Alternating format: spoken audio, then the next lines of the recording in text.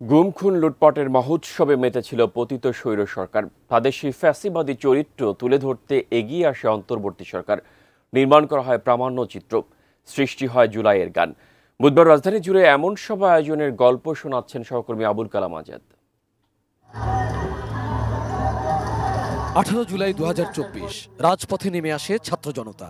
বহুদিনের পুঞ্জীভূত ক্ষোভের বিস্ফোরণ ঘটে তরুণ প্রজন্মের মাঝে। এক পর্যায়ে আন্দোলন রূপ নেয় গণ অভ্যুত্থানে। দুঃশাসনের জাতাকলে পৃষ্ঠ সাধারণ মানুষ বুকের তপ্ততাজা খুন ঢেলে দেয়। সংস্কৃতি মন্ত্রণালয়ের আয়োজনে শিল্পকলা একাডেমির ব্যবস্থাপনায় ফ্যাসিবাদী গুম খুন লুটপাট নিয়ে প্রামাণ্যচিত্র প্রদর্শনী আর জুলাইয়ের গান পরিবেশন করা হয় বুধবার টিএসসি রবীন্দ্র সরোবর সহ রাজধানীর 10টি পয়েন্টে। জুলাই বাতিঘর তুষার, জুলাই বিষাদ সিন্ধু, জুলাইয়ের বীর গাথা, এমন নানা শিরোনাম প্রামাণ্যচিত্রের, যেখানে উঠে আসে কিভাবে প্রাণের বিসর্জন গণ আন্দোলনের ভিত নাড়িয়ে দেয়। তা প্রজন্মের মাঝে ধরে রাখতেই এমন আয়োজন। প্রত্যেকটা পাবলিক বিশ্ববিদ্যালয়ে একটা টর্চার সেল ছিল। প্রদর্শিত হয় you fail to kill Abrar Fahad. তোমরা আবরার ফাহাদকে হত্যা করতে ব্যর্থ হয়েছ। তার দেশপ্রেম, জুলাই যোদ্ধাদের যে অনুপ্রেরণা জাগায় তা তুলে ধরা হয় সেখানে।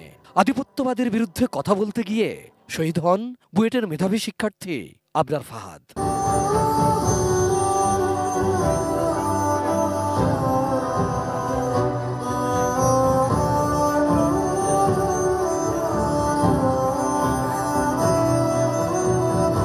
প্রামাণ্যচিত্রের শিরোনাম 36 আওয়ার্স অব বিট্রায়াল, যার উপজীব্য 2009 সালের 25 ফেব্রুয়ারি 57 জন নির্দোষ সেনা কর্মকর্তা সহ 74 জনকে পিলখানায় কিভাবে হত্যা করা হয়।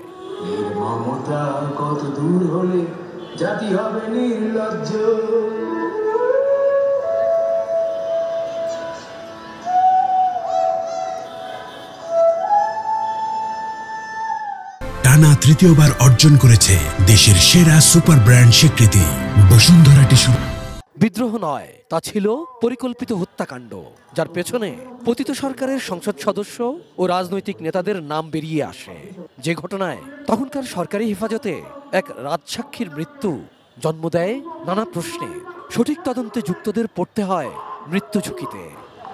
দেশপ্রেমের সুর বাজে রবীন্দ্র সরোবরেও, যার ছন্দ ছিল ফিরে আসুক সবার বাক স্বাধীনতা।